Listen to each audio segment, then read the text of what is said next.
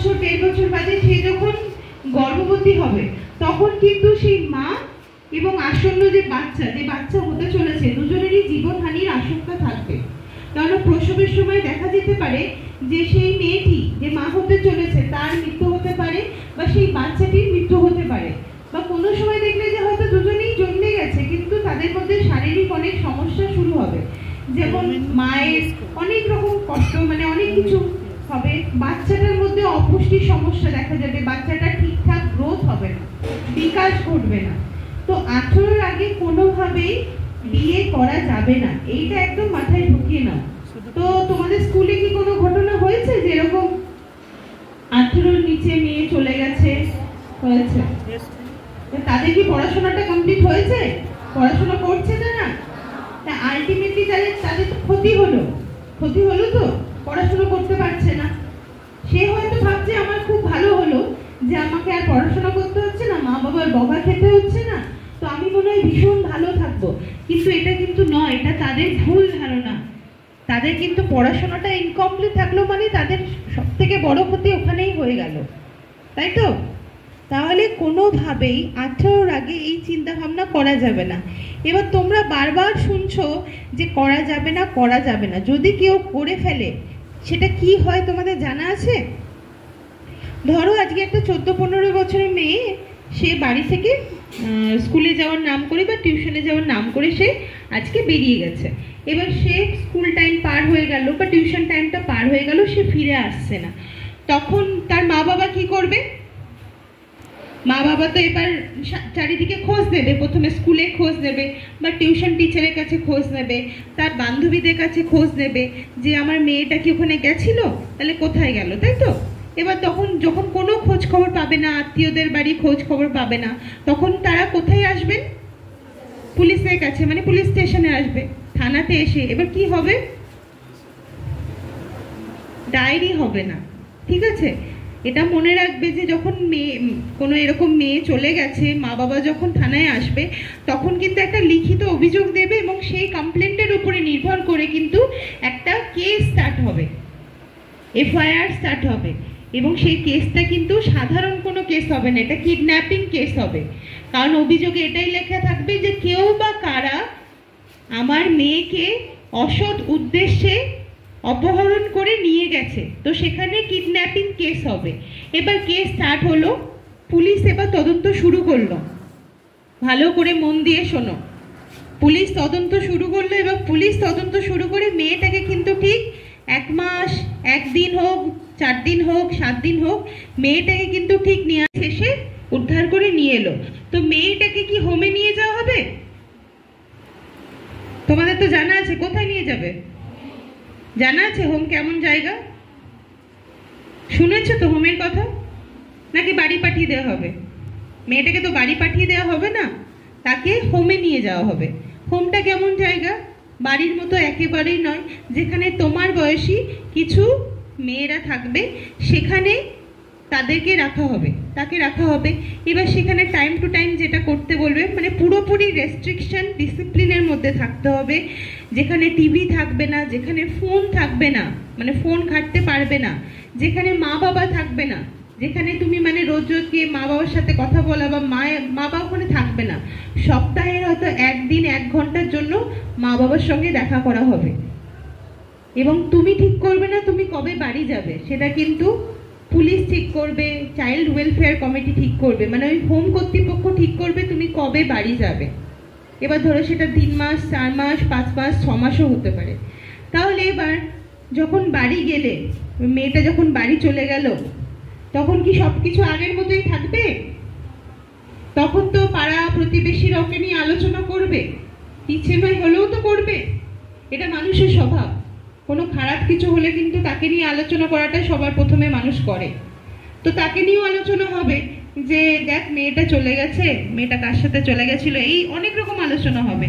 এবং তখন কি হবে, হয়তো দেখা যাবে তোমাদের মা বাবাই তোমাদেরকে বলে দিয়েছে যে স্কুলে আসলে কিন্তু ওর সাথে কথা বলবি না, ও পড়াশোনা করে না, ওর সাথে একদম কথা বলবি না, ওর সাথে যেন কথা বলতে না দেখি।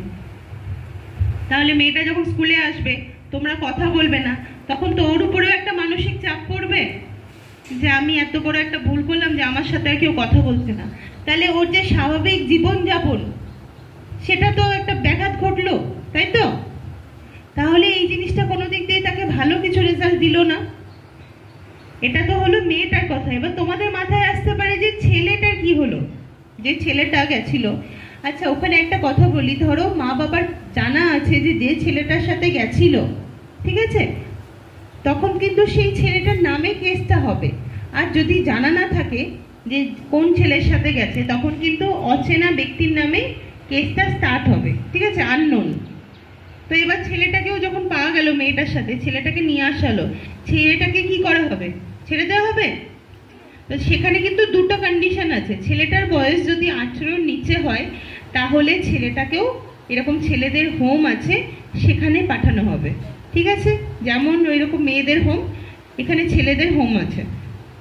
আর যদি ছেলেটার বয়স 18-র বেশি হয় তখন কিন্তু ছেলেটাকে অ্যারেস্ট করে তাকে কোথায় পাঠানো হবে? জেলে। প্রথমে তো পুলিশ লকআপে থাকবে, পুলিশ স্টেশন লকআপে, ওখান থেকে কোর্টে পাঠিয়ে ওখান থেকে সোজা জেলে চলে যাবে। এবার এই ক্ষেত্রে কিডন্যাপিং কেসের ক্ষেত্রে সবসময় এর মাঝখানে কিন্তু পক্সো মামলাটা এর সঙ্গে অ্যাড হয়ে যায়। তো পক্সো মামলা সম্পর্কে হয়তো তোমাদের অতটা ভালো ধারণা নেই, কিন্তু এটা এতই মারাত্মক একটা বড় কেস যে এই মামলার সঙ্গে জড়িয়ে গেলে সেই ছেলেটার সেই সাজাটা যদি প্রমাণ হয়ে যায়, ছেলেটার কিন্তু কমসে কম 20 বছরের সাজা হবে। সেটা থেকে কিন্তু পুরো যাবজ্জীবনও হতে পারে। মানে সেই ছেলেটা কিন্তু মোটামুটি আর 20 বছর জেল থেকে বেরোবে না, তাহলে ওর লাইফটাও তো শেষ হয়ে গেল। পক্সো মামলাটা কিন্তু এখন ভীষণ কড়া মামলা, ঠিক আছে, এটা শাস্তিটাও অনেক লম্বা। তাহলে তো এরকম একটা টোপনি নিয়ে গিয়ে বাইরে নিয়ে কিন্তু আলটিমেটলি দেখা গেল যে ওখানে কোনো কাজ দিচ্ছে না, ওখানে বাইরে নিয়ে গিয়ে দালালের কাছে বিক্রি করে দিল, মানে একটা চক্রতে পড়ে গেল। এইরকম ভাবে যে মেয়েদেরকে যে পাচার করে দেয়, সেই মেয়েদেরকে কিন্তু কোনোভাবে উদ্ধার করা যায় না, কারণ তাদেরকে এমন এমন জায়গায় পাঠিয়ে দেওয়া হয়। আর তোমরা জানো এখন আমাদের এই শরীরের পার্ট যে অর্গানসগুলো, এগুলো সব বিক্রি হয়। তো এই চক্রটা কিন্তু এত বেশি পরিমাণে হয়ে যাচ্ছে যে গ্রামগঞ্জ থেকে এরকম ভাবে মেয়েদেরকে কিডন্যাপ করে, মানে মিষ্টি কথা নিয়ে গিয়ে তাদেরকে এমন জায়গায় পাচার করে দিচ্ছে যে ওখান থেকে মেয়েদেরকে কোনোভাবে উদ্ধার করা যাচ্ছে না। কাজের লোক দিয়ে, বিয়ের লোক দিয়ে, কারোর সাথে মিষ্টি মিষ্টি কথা বলছে, বলছে আমার সাথে চ বাইরে, আমি সোনার কাজ করি, তোকে একটা ভালো কাজ দিয়ে দেবো, দুজনে ভালোভাবে থাকবো, আর পড়াশোনা করতে হবে না। তুমি ভাবলে এ আমাকে এত বুঝছে, আমি এর সাথেই চলে যাই। দিয়ে চলে গেল, দেখা গেল ওই ছেলেটা ওই মেয়েটাকে বেচে দিল, ওই ছেলেটা ওখানে বেচে দিয়ে ছেলেটা চলে গেল, মেয়েটা কিন্তু আর বাড়ি ফিরতে পারে না। এটা কিন্তু খুব বেশি পরিমাণে এখন হচ্ছে।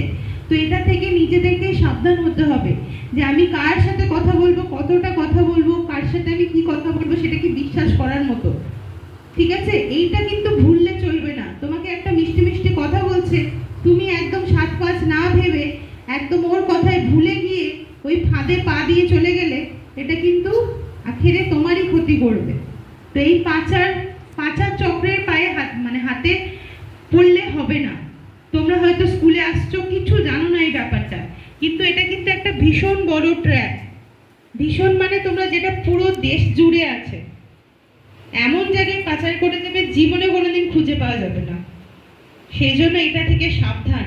মানে এই যে একটা মিষ্টি মুখের আড়ালে পেছনে কে আছে তোমরা কিন্তু জানতে পারবে না, কারণ তোমাদের বয়সটা এখন ভীষণ ছোট, তোমরা এখনো ঠিক ভুলটা বিচার করতে পারো না। তো কিছু কিছু সোজা সোজা জিনিস, কোনো ভুল হবে, কোনো ভুল করে ফেলেছো, ধরো কারোর সাথে কথা বলতে গিয়ে সে তোমাকে ব্ল্যাকমেল করা শুরু করে দিয়েছে, তুমি ভাবলে আমি ওই কথাটা মেনে নিই, মা বাবা জানবে না কেন, মা বাবা জানলে আমাকে বকা দেবে, মারবে, সেই ভয়টা পেয়ে তুমি আরো আরেকটা অন্যায় পর আরেকটা ভুল করে ফেললে। এটা করবে না। ভুল হয়ে গেছে, মা বাবার কাছে যাও, স্কুলে এসে বলো, মানে স্বীকার করে নাও যে হয়ে গেছে ভুল। এটা মনে রাখবে, একটা ভুল হয়ে গেলে সেটাকে কিন্তু কারেকশন করা যাবে, কিন্তু একটা ভুল চাপা দিতে গিয়ে যেন আরো 10টা ভুল না করে ফেলো, বুঝতে পারলে? ভুল সবাই করে। মানুষ ভিডিও কল আছে, কিছুজন হ্যাঁ বলছে, কিছুজন না বলছে, আসে, ঠিক আছে, মাঝে মধ্যে আসে। এবার যাদের সাথে আসেনি তাদের খুব ভালো, যাদের ক্ষেত্রে আসে তারা কি সাথে সাথে ধরে ওটা দেখে না যে কে করেছে। হ্যাঁ, ও ভালো জিনিস হলো, সামনে ক্যামেরাটা ঠিক আছে। বারবার ধরে ফোন করছে, উল্টো দিকের মানুষটাকেও বেশ ভালো দেখতে, দেখছো, ইচ্ছা হতেই পারে কারোর এখানে যে বলছো না এখন হয়তো ভিডিও কলটা কে করেছে উল্টো দিকে দেখার। হোয়াটসঅ্যাপেও আসে, মাঝে মাঝে মেসেঞ্জারেও আসে। তো যদি খুব ইচ্ছা হয় তোলার, তাহলে ও যেটা বলো ক্যামেরা অফ করে ওটা করেও করতে পারো, বা ফোনটাকে ডাইরেক্ট সামনে রেখে দিয়ে তারপর ভিডিও কলটা অন করলে যাতে তোমার মুখ সে যেন দেখতে না পায় ফার্স্টে।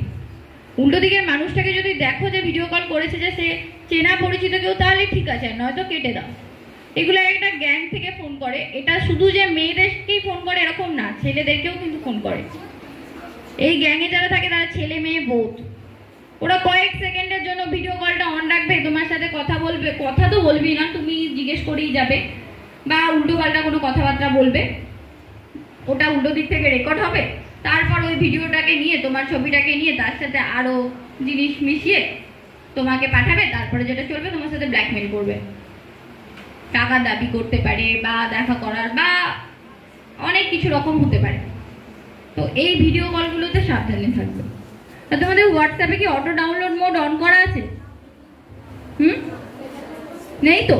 যারা করা থাকে যদি কারো, তারা সেটিংস থেকে কিন্তু ওটা অফ করে রাখবে। কারণ এখন এরকম অনেক রকম পিডিএফ বা ছবি পাঠায়, অনেক ক্ষেত্রে দেখবে যে তোমারই ছবি পাঠিয়েছে, নিচে লেখা থাকে আননোন নাম্বার থেকে যে এটা তোমার ছবি, তুমি ঢুকলে গিয়ে ডাউনলোড করে দেখলে ওটা তোমারই ছবি, তার কিছুক্ষণ পর থেকে দেখবে অ্যাকাউন্ট থেকে টাকা কাটছে। তোমার ছবিটা তো সামনে ছিল, পেছনে তোমার ওটা ছবি ছিল না। তো আননোন নাম্বার থেকে কোনো কিছু ডাউনলোড করা বলো বা কোনো কিছু ফোন এলে ধরা, এগুলো যতটা না করবে ততই ভালো, যতক্ষণ না সেটাকে তুমি চিনছো সেই মানুষটাকে। এরকমও হয়েছে যে আপনার উজ্জ্বল ভবিষ্যতের একমাত্র দিশারি জ্যোতিষ জগতে অদ্বিতীয় ডক্টর অঞ্জন শাস্ত্রী। দেখুন জ্যোতিষ অঙ্গনে অঞ্জন প্রতি রবিবার ঠিক রাত 12টায় শুধুমাত্র TV9 বাংলায়।